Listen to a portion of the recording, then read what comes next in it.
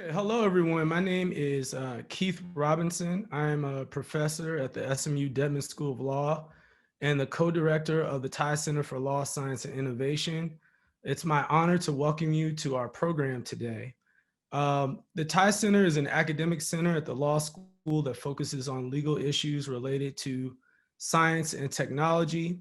This semester, the center is sponsoring a series of talks to discuss the impact of COVID-19 on the legal landscape. Our speaker today is Professor Elizabeth Thornburg. Before I turn it over to Professor Thornburg, I do have a couple of administrative notes for you.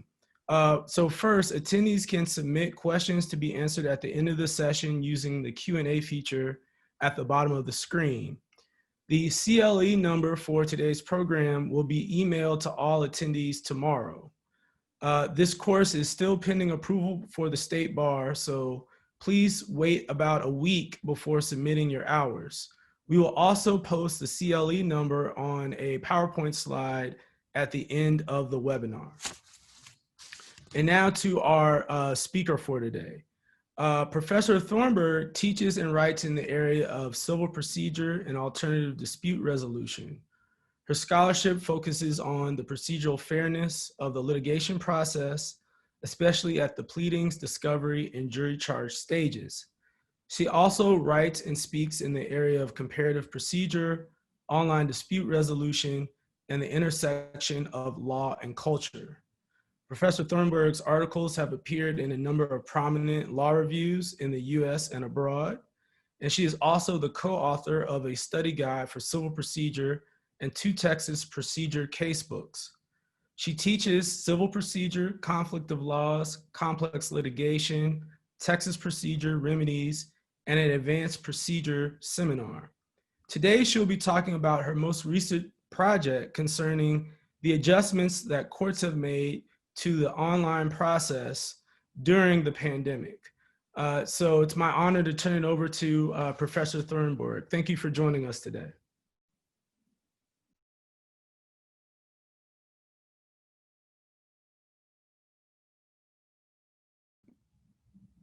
Thanks, Keith.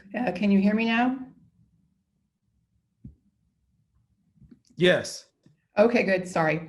It is such a pleasure to be here, and I am both happy and intimidated to note from the participant list that we are being joined by some of the judges whose really excellent online work has been a role model, and some of our observations and recommendations are based on their work, and also David Slayton from the Office of Court Administration, whose work made it possible for the courts to go online to begin with. So without further ado, let me tell you about the study and what we observed. Close your eyes for a minute and cast your memory back to mid-March. For the students on the call, that is right before spring break. So on the 13th of March, the Supreme Court of Texas entered the first of a number of orders, and it provided that Texas courts could allow or require anybody involved in a hearing to participate remotely. And in order to make that possible, the office got Zoom licenses after doing a little bit of testing of the best platform for all the judges. They did a really helpful training seminar for the judges, both on how to use Zoom and also how to stream those hearings on YouTube, because Texas has a very powerful open courts provision, and it's important for the public to continue to have access to what's going on in the courts. Between the 24th of March, when the first online hearing was held, and the beginning of June, the Texas courts actually held more than 100,000 remote hearings. And by the end of August, the Texas courts had done more than 1 million hours of hearings. So what about the study? I want to talk a little bit about what we did and overall what we found. So 6 SMU law students each observed 20 hours of hearings per week from May 12th to June 30th, so for about 6 weeks. The hearings they observed were randomly chosen from the ones that were streaming online, but we did prioritize contested over uncontested hearings and hearings that involved introducing evidence over ones that did not. Even now, anybody who wants to can go watch those hearings. We will include a link to that, but basically here it is on my screen, streams.textcourts.gov, and the hearings that are live will rise to the top of the list. If you're in Harris County, those courts have chosen to use Vimeo instead of YouTube, and there are also judges here and there who have decided that Facebook Live is the way they'd like to stream theirs, but this is a dramatic increase in public functional access to what's going on in the courts. So by the time our funding ran out, and we also, back in those innocent days, thought it was possible that the courts were going to go back to in-person sooner. Ultimately, they observed 305 hearings, and about 60% of them involved contested matters. So what type of cases were the most common? What did we see? Family law was by far the most common, probably because those courts had dockets of things that could not be postponed. And then having tried it out for the emergency matters, realized it was working pretty well for them and they had more slots available and went ahead and heard other things. So the students observed 198 family law hearings, 85 other types of general civil cases, and then a handful of probate matters and some criminal cases that just kind of snuck in there. We did not look at criminal cases. Our colleague Jenya Turner has been studying criminal cases, and so if you practice in that area or think you might want to, watch for an article from her that'll be coming out in the Texas Tech Law Review in, I think, March. So in the family law cases, the four most common types of online proceedings were various kinds of child protective services related hearings, contested custody matters, temporary orders, whether agreed or contested, and contested divorces when the final decree was not agreed to. In the general civil cases, it was mostly, overwhelmingly, discovery disputes, also motions for summary judgment, motions to strike expert witnesses, and there were also a handful of cases that had been settled, but they involved a minor where a guardian ad litem had been appointed and had to approve it. So all of that stuff has been going on online. Sort of the bottom line, here's your preview, skip to the end. The online hearings work better than you probably expected. Just as when teaching went online, I think the faculty's first reaction, and probably the students as well, was, I can't use Zoom. I don't know how this is going to work, and it worked much better than we expected. Same thing was true with the hearings. About half of them did have some kind of technical problem, but most of those problems were very minor, brief, and easily fixed. Professor Turner has referred to them as teething problems, learning how to use the technology. The most common kinds of tech issues were bad audio or dropped audio, often due to bandwidth issues. Audio feedback because somebody was using two different devices in the same space. Failure to unmute. It's like every bad Zoom meeting you've ever been to. It's like, Bob, you need to unmute yourself. There were also some issues in cases that needed translators that were using Zoom translation function. And I think that too is largely a teething problem. It has to be set up in a specific way, and that wasn't always done.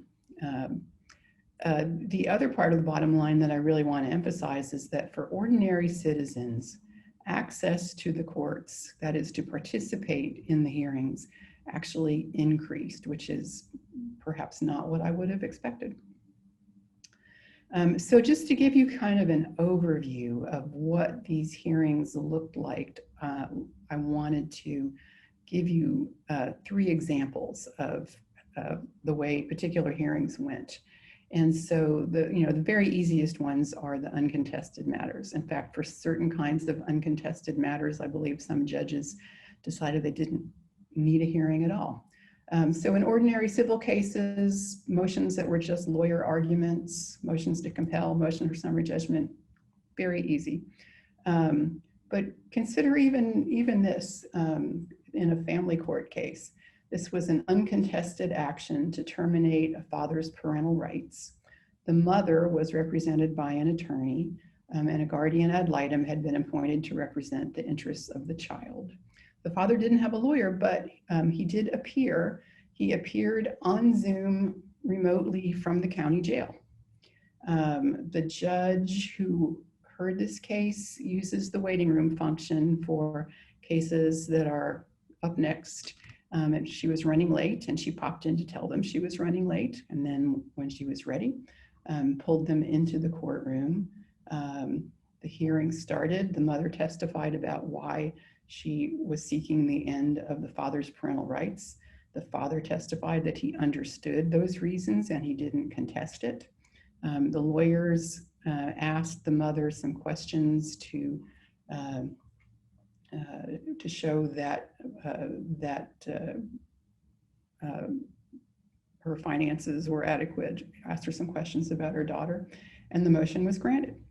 The student observers said that the judge was organized, composed, empathetic, yet stern. So a shout out to Judge Kelly Aiken, by the way, in Hunt and Rains counties, who became a favorite of students who like to watch judges doing it well. Sometimes even contested hearings are uneventful and work just fine online. So an example of that is a motion to modify a custody order. The mother filed it based on her belief that the father drank excessively when the children were with him. Both parents were represented by lawyers. Both parents were also themselves logged into the hearing, and there was also a non-party witness. So there were 3 witnesses. The non-party, her job was to authenticate some Facebook photos from the father's Facebook account because she was friends with the father. Now, this witness doesn't live in Texas, but was able to appear testifying from her home online. Second, the mother testified to her concerns about the father's drinking. Third, the father testified, and he admitted to drinking, quote, maybe a 12-pack per day when he doesn't have the kids, but denied that he did that when they were with him. Screen share was used successfully to display both the Facebook photos and the current custody order. There were a couple of technology blips. First, when the mother began her testimony, there was loud feedback when she spoke.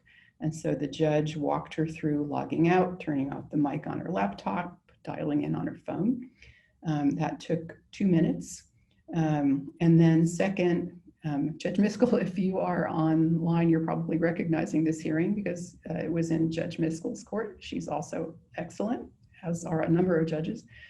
She had him remove his virtual background happy family photo because it was a custody case and it was not in evidence.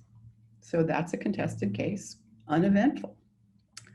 On the other hand, there are some cases that are contested and they have technology problems and they have human problems. They have challenges involving the people, which would probably also exist if the hearing were in person. So an example of that is a hearing on a motion for temporary orders and conservatorship. There were 2 pro se parties, actually 3. The biological mother, a family friend to whom CPS originally granted temporary custody with the consent of all parties. Since the parties were self-represented, they were doing the questioning and the objecting, and the judge had to repeatedly remind them that she's lying is not a proper legal objection, that's about what you might testify to. Also a lot of what the student characterized as over-the-top facial expressions. Um, uh, a number of the parties were using cell phones to connect, which is not necessarily itself a problem. Some had video, some had audio only. The biological mother was sitting on an unmade bed, wearing a tank top and smoking while questioning the CPS worker, and sometimes walked around while talking. And the video from her phone was rotated sideways, which makes it hard to watch. The biological father had a poor connection, and his audio was garbled at times, so it was hard to hear what he was saying. The judge, though, did ask him when necessary to repeat himself. And what he wanted to communicate was that he was appearing only for the purpose of relinquishing his parental rights and recommending placement with the family friend, and clarifying on the record that he did not want to be the child's guardian. So that hearing was far from ideal, although I will say that the student observer commented that the judge did control it while allowing some latitude for the pro se parties, was stern when needing them to get back on track, but showed compassion to each side when appropriate. So those are sort of some vignettes of the kinds of things you might see. In thinking about online hearings versus in-person hearings, it is important to remember that all of the problems one might see in an online hearing don't come from the online context, and also not to romanticize the courthouse experience. It's always easy when you're looking at something and noticing things that could be done better to compare it to an idealized version of the alternative. So we need to recognize that judges deal with pro se parties all the time in person. And I've actually come to believe that the family law judges are incredible in their ability to do that. And that and even in plain vanilla commercial cases, we don't necessarily all focus beautifully and listen and be completely intent in the in-person environment. So I wanted to talk about three categories of participants in the hearings. First, judges, and I will say that I think judges are the single most important factor in how well an online hearing goes. And so, having watched lots of hearings, these are the things that it demonstrated that are you could call them best practices, I suppose, the things that judges, when they're doing it well, do, and that make it possible for a hearing to go smoothly, to adapt to this online environment. So for sure, technological competence, and best, the ability to use some of the slightly more advanced tools that Zoom provides. So one of the things Zooms lets you do is waiting rooms. Students, you have probably seen all of these things going on in classes, and it works the same way. Judges use waiting rooms for things like the participants in hearings that are coming up, and also witnesses who are waiting for their turn to testify. Breakout rooms in class, it's to have fun little discussion groups. In a hearing, they can be, and remember, a breakout room is not going to appear on the screen. It's online, but it's a private area. And so, for example, a judge might use a breakout room for an attorney and a client to have a private, privileged conversation. Sometimes parties seem like they're going to possibly work out an agreement, either about something that's going to happen in the hearing or settlement generally. They can be shuttled off to a breakout room while something else goes on back in the courtroom. Usually it's the parties who will need to share screen, but sometimes the judges will do it for them, or the judges will have things they want to share. Sometimes there'll be like a separate court computer that shares either the reminder not to record the online hearings or instructions on how to get your video to work when you're joining from your cell phone, etc. figuring out a way for the parties to share documents ahead of time is important. And depending on what the court wants to do and how many and how long, sometimes knowing how to use Dropbox is also really helpful. And basically, because the judges pretty quickly had way more experience with these online hearings than anybody else did, whether they wanted that role or not, they essentially became tech support for the other participants. I can't even tell you how many of the 305 cases involved narration of a judge doing something, either to help a party log in, to help them access the interpreter, to help them share a screen, to help them fix their audio. The judges have become expert in doing those things to make their hearings work well for all the participants.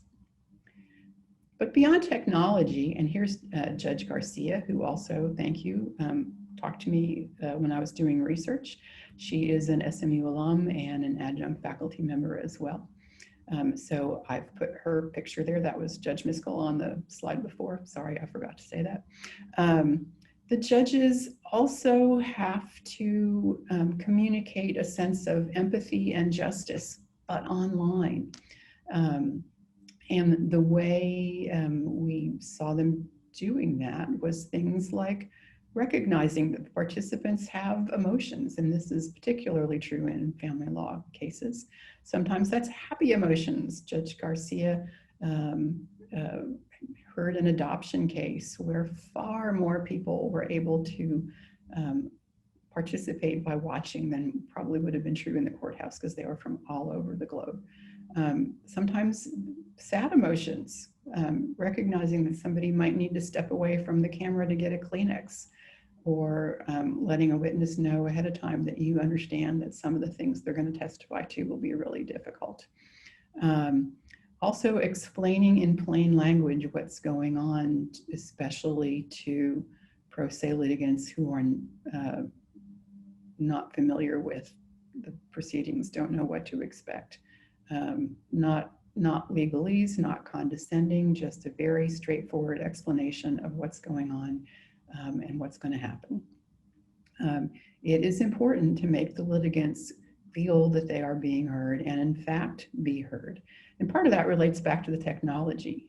It's not part of the Texas observation, but there is an account from the UK by an observer of what they call the Court of Protection. And one of their very earliest hearings, which had to do with whether someone could be removed from life support, was done on Skype. And when you use Skype and broadcast it the way that court did, it's like speaker view in Zoom. You only see the person who's talking. So once this litigant did her own part of the proceeding, she disappeared. And she felt unheard and she felt invisible. And so it is important to set it up so that people see and feel that they're there. And that's always important. All of these things are always important. And that's one of the things about the online hearings generally. They are the same things that are important in person are important online. It just sometimes adds an additional requirement or dimension. Judge Ferguson is the other judge who was kind enough to let me interview him.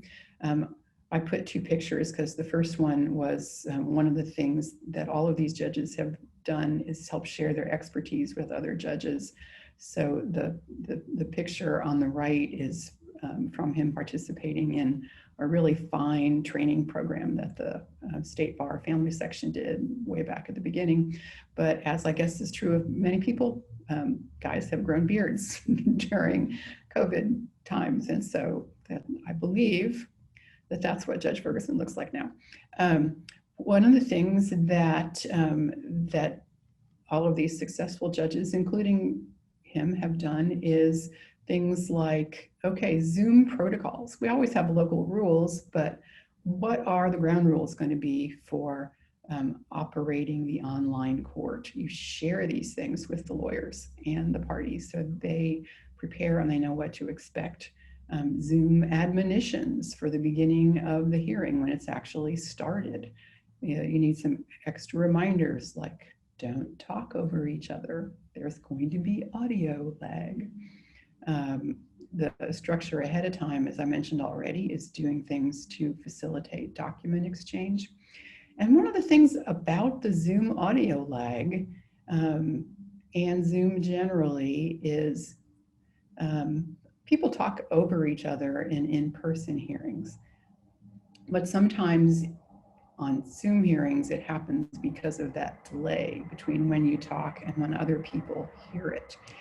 And in an evidentiary hearing, what that can mean is that lawyer asks the question, opposing counsel wants to object, but the witness hasn't heard the objection and so starts to answer the question.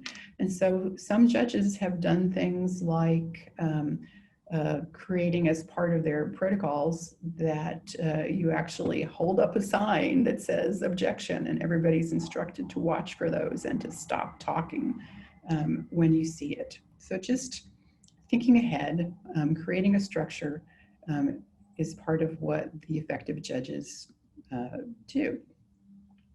Another incredibly important participant in these hearings, of course, is us, the lawyers. And preparation, thinking ahead, is really the most important part of successful online lawyering. If you were going to the court in person, you would just go. The location would be there. But for online, you have to think about not only what are you going to wear on the top half of your body, but where are you going to be? Especially early on, because remember the students in this study were doing it second half of May, first half of, or all of June. A lot of people were not back in their offices yet, but so you could choose to participate from home, from a home office, if you're lucky enough to have one, from your office. It needs to be a place that's quiet. It needs to look professional. It should be neat. One of the things that the students notice sometimes is how messy some of the lawyer locations looked. Think about what impression it is creating. And I'm not sure that it affected the judge, but a student noticed once, for example, that the lawyer was sitting in front of a very impressive, fancy looking wine case and had a client who seemed to be quite impoverished, and just wondered what if there would be a disconnect there. You can also use a virtual background. Better to use a professional one than the beach. If you have slides, by the way, Zoom now lets you use your slides as a virtual background. So we have to think about that. It's always good for lawyers to practice, whether you're just doing an oral argument or whether you're going to be questioning a witness. Practice on Zoom. I'm guessing that the part that shows my face in that little square, I'm not always remembering to look like I'm looking at you because I forget to look at the camera. Practice your argument, record it and watch it. Make sure your audio is good. Make sure you're not talking too fast. Make sure you don't look like you're rolling your eyes and watching in space. The students believed they could tell which lawyers had practiced on Zoom and which had not. And certainly to be familiar enough with it that you're not always looking down like this is a good thing. You always need to prepare witnesses, but those lawyers who were most successful seem to have prepared the witnesses to testify on Zoom so that they also know what to expect. And if you have time for them to even practice it on Zoom. You always need to think about how to get exhibits into evidence. And that's also true on Zoom, with the additional wrinkle that unless the witness is there with you, you are talking to somebody who is not in the same place, who's not looking at the very same physical document that you are questioning them about. Can they authenticate that document? And for witnesses who are going to be appearing at the hearing on their phones, that's not always easy. They will have to switch, like suppose there's a document that's attached to an email, they're going to have to flip out of Zoom into the email, into the document, try to read the document, or look at the picture on the screen. So just think about all that ahead of time and make sure you are ready, because there were a couple of occasions where a document didn't end up getting admitted because it couldn't be properly authenticated. If you're in a hearing and you have your client sitting next to you, you have lots of opportunities to have those little whispered quick conversations, write notes, answer notes. Again, if your client is not going to be sitting next to you, you need to figure out how you're going to do that. As I mentioned, sometimes the judges will put you in a breakout room. That's not so much a thing for those little ongoing notes. So think about what back channel you want to create, text messages, or WhatsApp, or Slack, or whatever. Now, I don't mean you should do that while your client is testifying. That would be bad. But for those moments when they would be sitting next to you and having those little quick, quiet communications. If you're in the same place, you can just mute your audio and do it naturally. So for technology, you want to know how to do stuff. And we saw a lot of lawyers at the beginning who did not know this. It's gotten way better even by June. And I imagine now lawyers who have had online hearings before are not so much having a problem, but you need to be able to sign on to the hearing, know how to do that with good audio, good video, know where your microphone and camera are. One of the hearings that we observed, one of the lawyers couldn't be heard, and it finally turned out the problem was that they had a stack of papers on top of their computer microphone. You have got to learn to use share screen if there are documents involved. We saw multiple hearings where lawyers were unable to use documents, although sometimes the court was able to help them out because they could not figure out how to use the screen share function. You need to know what it's going to be like to be in a waiting room and the breakout rooms, that you don't want to, for example, sign out of the hearing when you're leaving the breakout room. And as I mentioned, audio lag is the problem. Talk a little bit more slowly. Realize that the person might not hear you, and especially realize there's going to be audio lag perhaps from your witnesses, and don't talk over them. So small silences that might feel a little awkward will be helpful often in the online setting.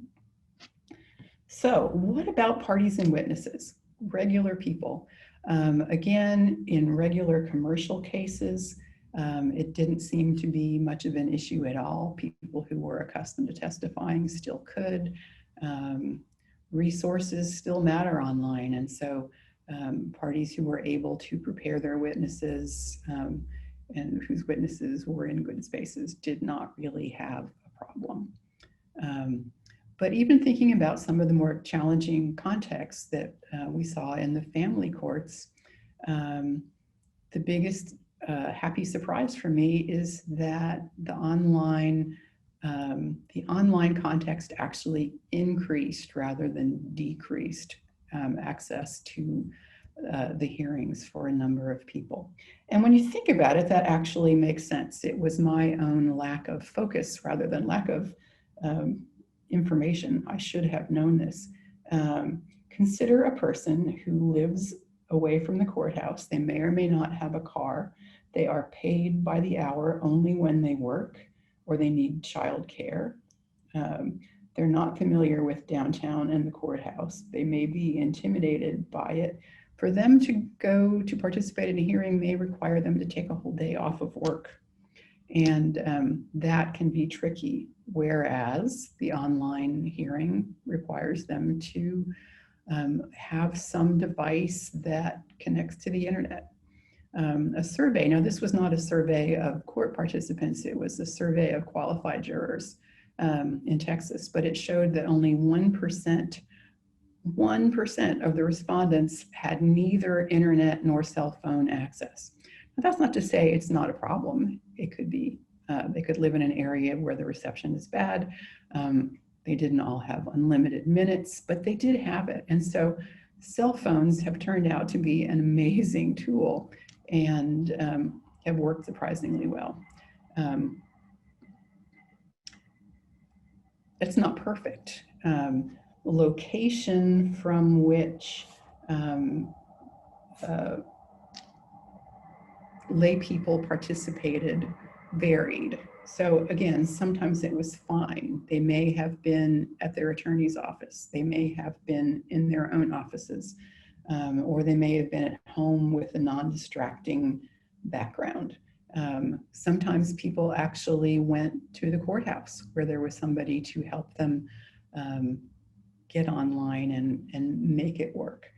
But and they were even in cars. If you think about, for many people, where can you be that it's quiet and private? Your car. And cars could work fine. But there were occasions where you saw things like the one I mentioned earlier, somebody with their phone and it was sideways, people walking around, people smoking, people sitting on beds, messy backgrounds of the home, if you're holding the cell phone in your hand and it's as opposed to the holder in this picture. Actually, I guess that's just balanced. But anyway, holding the cell phone, it sometimes was jiggly, handheld, looks like a horror movie. Not everybody had adequate internet signal. As I mentioned, also to see a document, you'd have to switch among apps. But people younger than I am are used to switching apps on phones all the time, and they seem to handle it quite well for the most part. And you did see the general impact of poverty by watching some of these hearings. It affected whether people had lawyers. It affected the device they were able to connect with, their signal strength, the conditions of their home, their ability to get a private place to participate in the hearing, their understanding of the court system. And so there are challenges, and some of the fixes that include things like much better broadband for everybody are partly beyond the power of the court system itself to fix. Also some concerns about privacy that people had expressed some worries about, we looked for.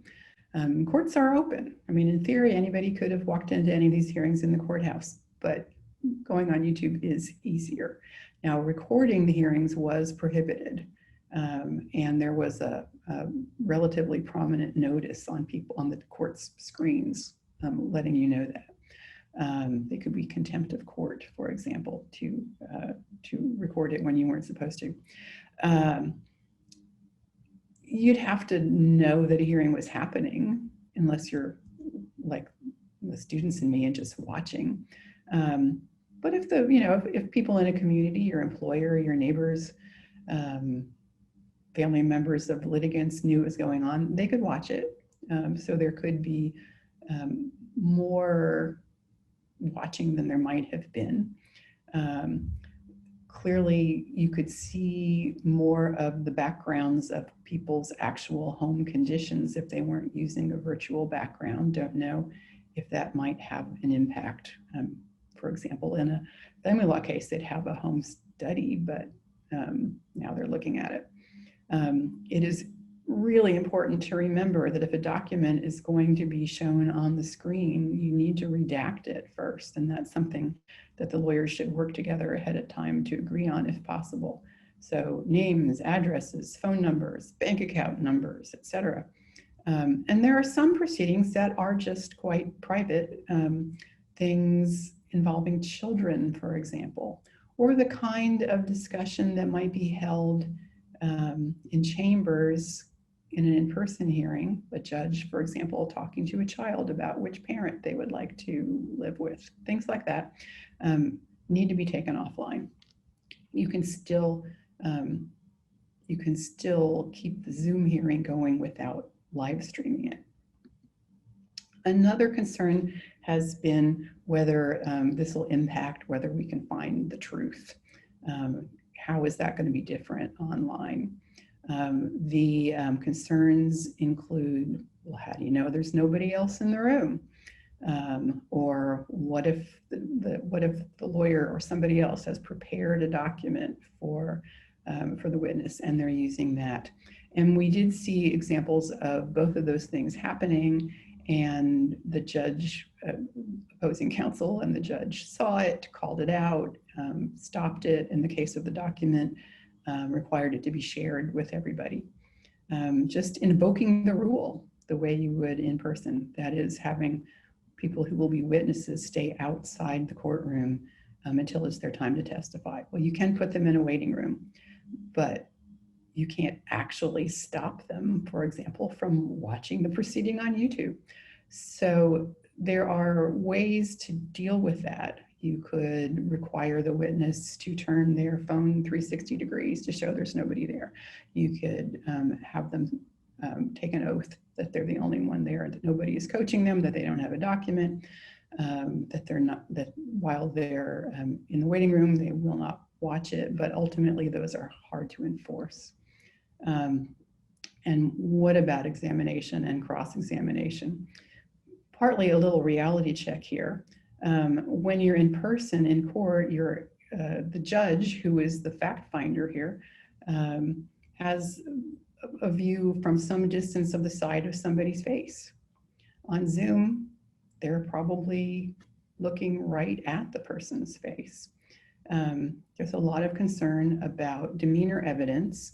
Lawyers believe in it strongly, but there's actually most of the empirical research shows that it's not actually helpful, can be misleading, and certainly has built-in cultural assumptions that affect different groups differently. But there is worry that, for example, when you're trying to really nail down that cross-examination, they'll be more easily able to disengage. Sometimes the audio and video quality makes it hard. Sometimes it is only audio. And there are some empirical studies, mostly in the criminal context, about whether people react differently to video, and they come out both ways. There is some concern about things like whether it flattens emotions. So I think I should probably stop talking, but pretty soon here.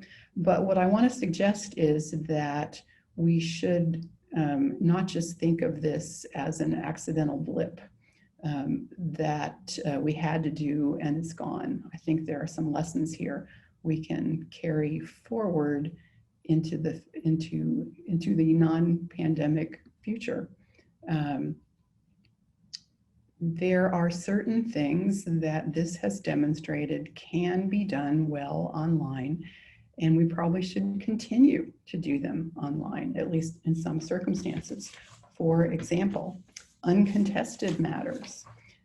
Why should lawyers have to and bill their clients for driving an hour in both directions for a 10-minute hearing? Why sit on the bench all morning for docket call, wasting time when you could be sitting in your office in that waiting room, working on other things? So uncontested hearings worked well. Hearings that were only lawyers making oral arguments worked well. Even contested hearings and oral arguments involving documents can work well. And even if there's a hearing that's going to be done generally in person, there may still be a witness who could only participate remotely or could so much more easily participate remotely. I think before this happened, judges would have hesitated to say, well, we'll just get Mrs. Smith in here online. And also it probably would have been phone rather than video. There's no reason not to keep doing those. Are there some things that should be done in person that will be more effective that way? And some of those, there were certain patterns of certain kinds of hearings that were more difficult online in the cases that the students observed. The most obvious was hearings that had a large number of participants. you don't have the same visual clues online about somebody else is going to talk. So there's more talking over. It's just more complicated. Um, hard to manage, hard to make it be organized, efficient, and fair. Um, because more study probably needs to be done about the effect of video on credibility decisions. If there is a case that turns primarily on the credibility of witnesses, so they're testifying about something that happened and they're giving you different versions of it, and that's pretty much all the evidence there's going to be, that might be better in person. A case where you're going to need a bailiff to enforce something is probably better done in person. The more difficult category of those to talk about in the abstract are cases where there is just something about the human element that would be qualitatively better in person. And that can be about a lot of different things, but that's something that we're going to need to think about. And then finally, all of this stuff has been about adapting, trying to figure out ways to make the online context do what the in-person one would do. But there are probably lessons that go on to innovations that can affect even the in-person hearings. And it's easier to say that than to think of examples. But one of the things that has really happened, because we couldn't focus on the buildings as what courts are about, we've had to realize that it is about providing services and focusing on the needs of the system and the needs of the people using those services. And it may be that the dispersion of a location that happens online could also happen in person.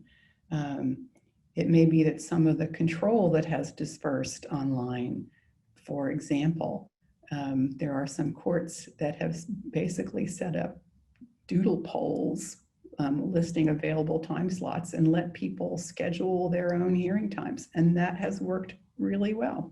But it lets go of a little bit of control to let that happen.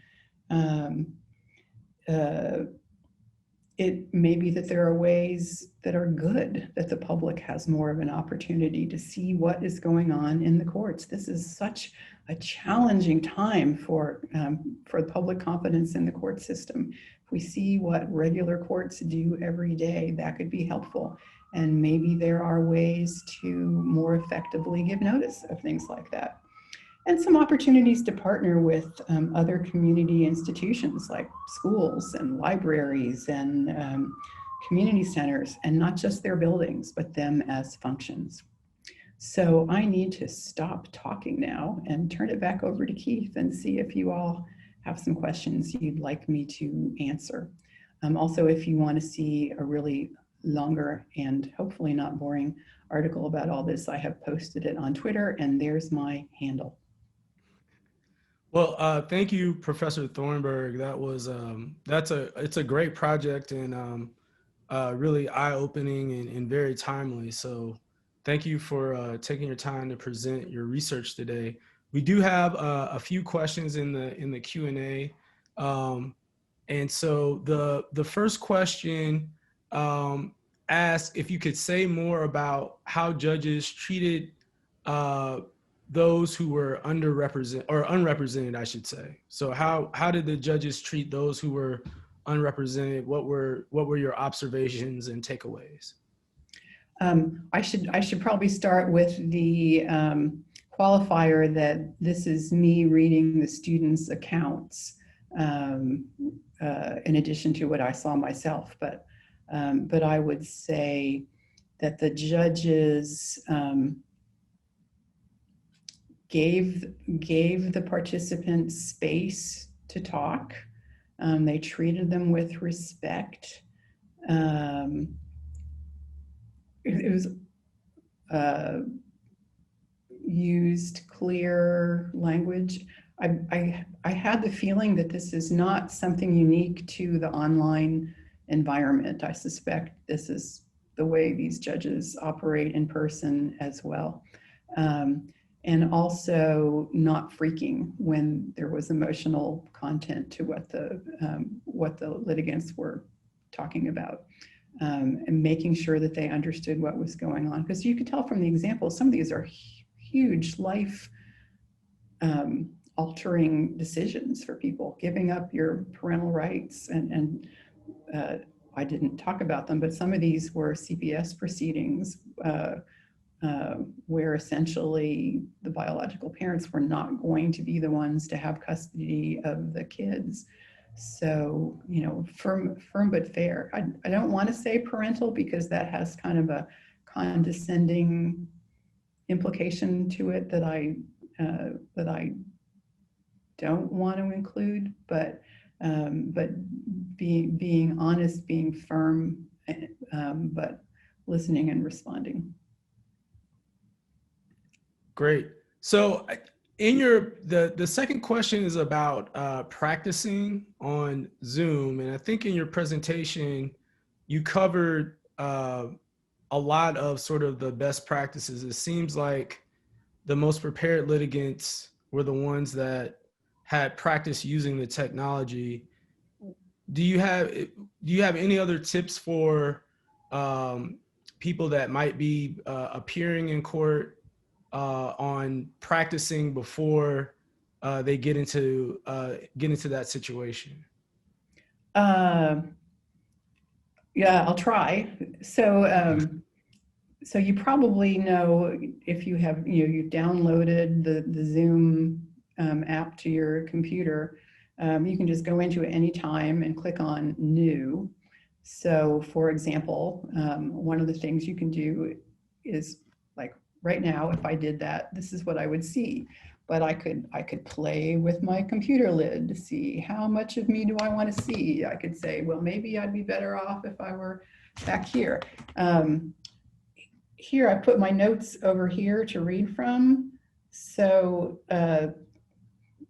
that's not necessarily a good thing if I'm reading a lot because I'm breaking eye contact. It would be better, and what I would do for class is actually set it up with the second screen up here and the camera's right here in the middle, so I always look like I'm looking at you. And I would practice on whatever, the same device that I was going to do the hearing on. If you have enough resources and the case is worth enough money to be worth it, and it's going to involve screen sharing, you might actually want to have two people involved, and you'd want to practice coordinating that. So like I might be the attorney who's going to be questioning a witness, or just making an argument about a document. Somebody else is going to be screen sharing that document. And if it's a long document, you're going to want to have bookmarked it. And there's actually an advanced feature within Screen Share that generates a green rectangle that you can move around text. Practice doing that. I'd say practice going in and out of Screen Share if you're going to do that. That's the thing we saw lawyers do badly the most often. You might try doing it with and without headsets. We're all a little vain, so I didn't put my headset on today, but you might try it with and without and see if that makes a difference for the sound. I have seen judges suggest to lawyers that they suggest to their clients and witnesses to use headsets because the sound is better. Again, there's so much more you can do if you have time and resources than if you don't. But I think that's basically what I would do. One of the weird things about me is that I have sort of like three toes in this. So I have my own higher education window, and I've been watching the courts, and my husband is a Methodist pastor. So he has been watching churches struggle with all of this. And we have all gotten better at it, and perhaps added to our technological games and resources, and when do I use my iPad? If you want to write the way you would write on a whiteboard, you can do that in Zoom. I actually prefer signing my iPad on as a separate device and writing on that with an Apple Pencil than using what comes on Zoom, because I don't write very well with my finger on the touchpad, but you can type. So just get really comfortable with it. Just like in person, if you had the time, you would probably go to a courtroom ahead of time and check out the layout, know where the table is, know where stuff is. The more comfortable you are with Zoom, the easier these hearings will be. Okay, terrific. And so the next question is, were there any observed instances of parties either unable to or refusing to use their camera while on Zoom? How did the judges handle not being able to see participants? And do you think this might violate any presence requirements? So I should start by saying that we only looked at civil cases, and that presence requirements are a big issue, especially in Sixth Amendment confrontation cases, in criminal cases. Yes, there were cases where parties appeared only on their phones without video. I don't remember seeing anything where it looked like that was somebody being obstinate. Probably most of us have been in meetings by now where somebody just showed up as 1-800-550-1234, and I think maybe that goes back to the concern about demeanor evidence. You can, as long as you can hear them just fine. I did not see a judge with a concern that the lack of video was making it unfair. I think the bigger concern is when the audio itself is garbled. There were some cases where the court reporter had to repeatedly ask somebody to repeat their testimony to be sure they got it right. And it is, just as would be true in an in-person court, it is the court reporter's record that is the official record of the hearing. I didn't see one, or the students didn't report one, where it was bad enough that the judge basically said, we're going to have to reschedule this hearing. But I think that's what would need to happen if there were a concern about the quality of the audio or lack of video making it unfair. Then I think you just have to kind of have a do-over. Okay. And I think we have time to squeeze in one more question, and I think it's a good one. And so the question is, when we get to the other side of this pandemic, do you think that we will continue to have remote hearings in civil cases as an option? I do, and I think we should. I think there are cases where balancing access and efficiency and fairness and all of those things, the online hearing works better. I think it's harder to say how often a judge should be able to compel the parties to do that. Part of what's going to have to be decided is whether there are cases where, for example, you could get an online hearing pretty quickly, but it would take a couple months to get on the in-person docket, and somebody is strategically objecting to the online hearing just for purposes of delay. So I don't think you could make it or should make it purely consensual. But yes, absolutely. Sometimes it is going to be better. And also, I think there are going to be cases where even within an in-person hearing, allowing some parts of the evidence to happen remotely. We're still grappling with what's going to be the best thing to do with jury trials. And that is a whole nother issue that we didn't observe. But I think all of that is going to interact. Excellent. Great. Well, thank you, Professor Thornburg, for your presentation. If you could please advance the slide so we can show the CLE number. This is the CLE number for the course. So thank you all for participating and joining us. Our next talk will be on Thursday, October 8th. We'll have Professor Grant Hayden discussing a interesting topic and an important one, voting in the pandemic. So to find out more information about that, please follow us on social media. We'll also be sending an email about that program coming up. Thank you all for joining us and have a good rest of your day.